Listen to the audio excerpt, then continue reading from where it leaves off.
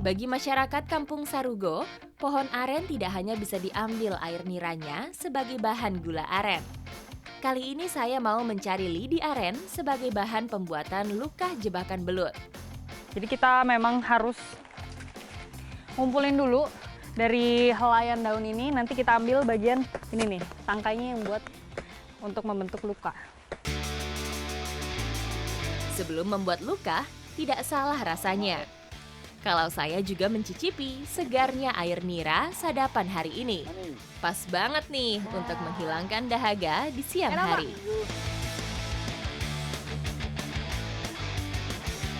Pohon aren itu memang semuanya bisa dimanfaatkan. Tadi saya udah nyobain niranya, terus ini lidinya sekarang.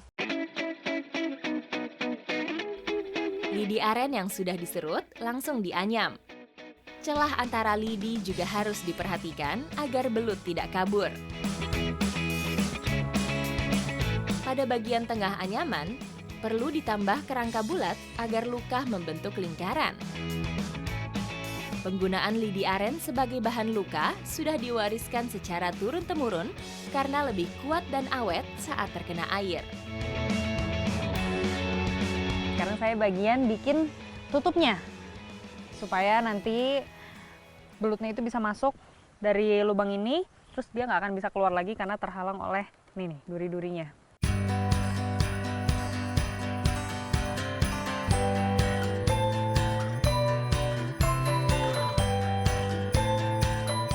Nih tutupnya udah jadi. Sekarang ini nih, dimasukin ke sini. Wih, pas sudah. Lidi untuk membuat luka juga harus dalam jumlah genap, karena dipercaya akan mendapat hewan buruan yang banyak. Terus kalau misalnya di air berarti nggak gampang rusak juga ya Bang? Makin kena air makin bagus. Malah makin bagus? Makin bagus. Mantap memang. Berarti habis ini saya akan melanjutkan petualangan saya selanjutnya. Ikuti jejak saya, Jejak Petualang.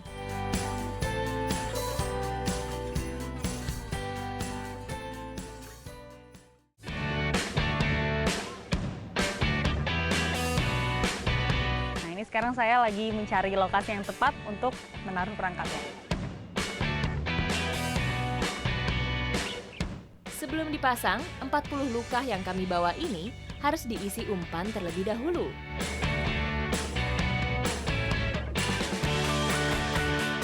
Ini dia nih, umpan yang digunakan itu cacing. Cuma di sini bedanya cacingnya itu dipakein abu supaya cacingnya mati. Karena kalau dia hidup, takutnya keluar dari sela-sela dari luka ini.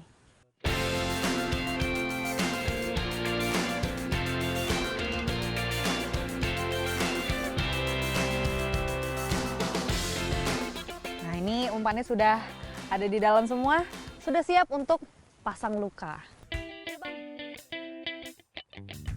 Lokasi yang cocok untuk memasang luka adalah sawah yang berlumpur dan terendam air. Sesuai dengan habitat belut. Jalur menuju perangkap akan mengarahkan belut menuju bibir luka dan masuk ke perangkap.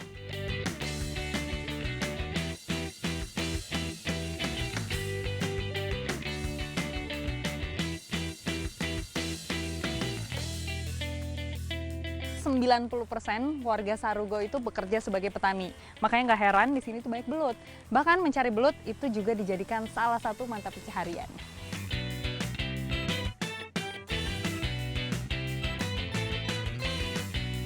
Nah, ini karena memang harus ditinggal semalaman, jadi kita tinggal dulu. Jadi besok pagi kita balik lagi ya Bang? Ya, besok pagi lagi. Untuk ngambil perangkapnya.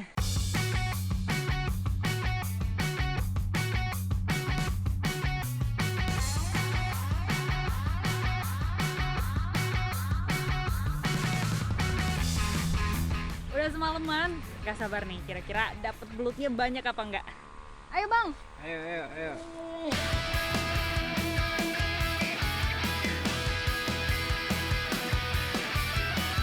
Selain di area persawahan, biasanya warga juga memasang luka di rawa hulu Sungai Sinamar.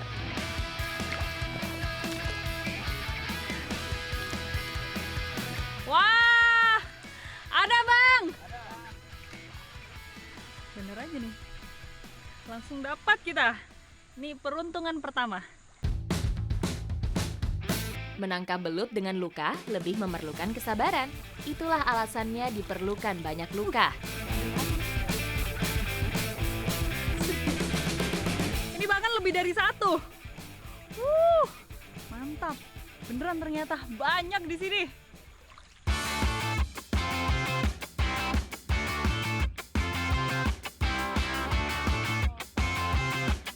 Tidak semua luka membuahkan hasil. Tetapi ketika beruntung, satu jebakan dapat berisi 2-3 ekor belut. Semakin sering luka digunakan untuk menangkap belut, akan semakin awet juga. Karena lidi aren yang terendam air menjadi tidak mudah lapuk. Luka harus dikumpulkan terlebih dahulu agar mempermudah mengumpulkan belut yang licin. Ini ternyata setelah dikumpulkan belutnya lumayan juga banyak. Tuh dia melilit-lilit. Bahkan di dalam luka juga tadi masih ada sebagian. Cuma belum dikeluarin karena nggak muat. Habis ini kita masak ya Bang? Oke. Oke. Habis ini belut-belutnya mau kita olah. Ikuti jejak saya, jejak petualang.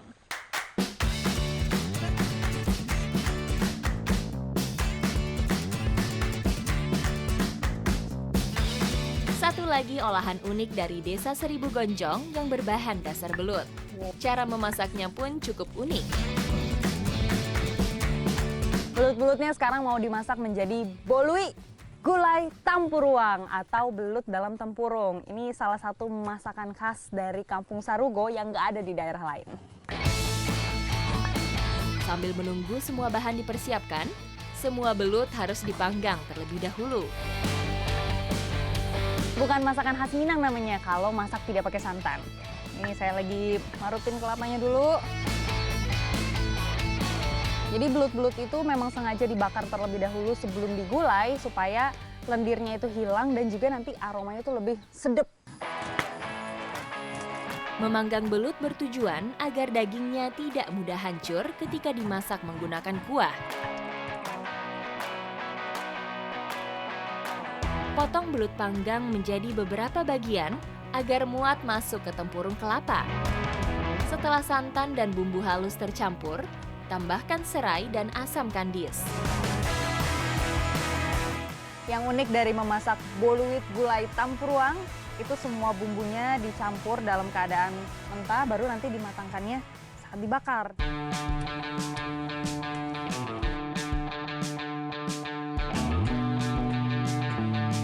Nah, tempurung yang dipakai itu juga yang biasanya masih banyak kelapanya seperti ini nih, supaya nanti saat dibakar tuh aromanya khas. Dan jangan yang ada 3 titik seperti ini, karena nanti dia mudah bolong saat dibakar.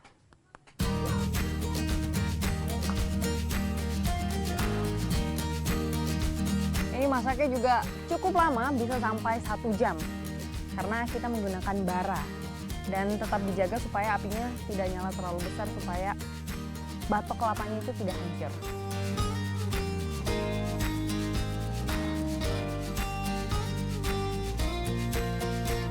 Belut sudah matang dan nasi panas sudah siap.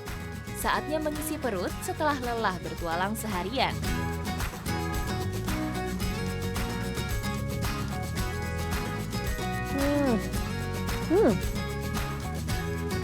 Ini benar-benar di luar prediksi saya. Karena dia teksturnya itu jadi kenyal sekali. Mungkin karena dibakar tadi ya Bang? Iya. Jadi kenyal terus enak banget ternyata. Kuliner belut ini sering dihidangkan untuk acara khusus seperti untuk penyambutan tamu. Ini juga nih. Aroma asap dari batok kelapanya juga wangi sekali. Jadi menambah selera makan. Aroma asap yang menempel di daging belut semakin menambah cita rasa pada masakan kali ini. Rasa kebanggaan buat saya bisa nyobain bolui gulai tampuruang. Mulai dari proses pencarian belutnya yang unik sampai makanannya juga yang khas. Luar biasa sekali. Ikuti jejak saya, jejak petualang.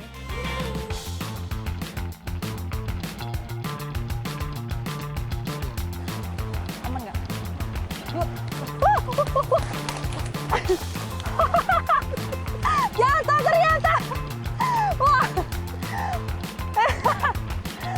bentar.